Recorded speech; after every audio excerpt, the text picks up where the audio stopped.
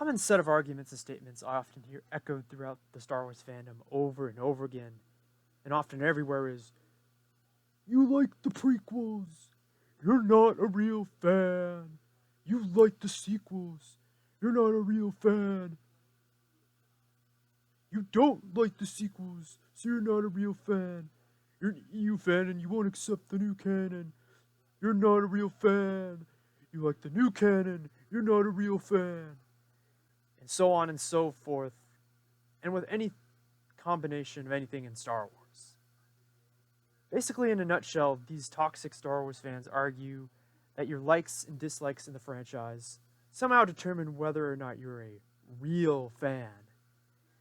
This is incredibly false and toxic. Your likes and dislikes don't determine fan status, real or not.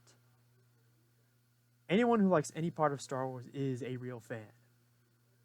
I do believe you can measure a degree of hardcore versus casual when it comes to a franchise like Star Wars, but of course, being a hardcore casual fan doesn't determine whether you're a real fan or not, either.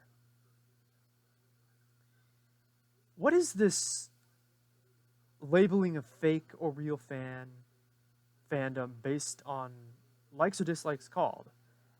It's essentially an example of what is called gatekeeping in fandom. Gatekeeping is more specifically defined as a word used to describe when someone sets a standard/limit on what someone must do to call themselves a true fan of something or someone. Gatekeeping of fandom is something I'm very against, like I said, because it just contributes to the division and the toxicity of the fandom. We've all been guilty of gatekeeping at some point to certain degrees. But I hope there's a day where there's barely any of this in the Star Wars fandom. So if you've never heard of the term gatekeeping, let me know, and what do you think about this toxic gatekeeping in the fandom?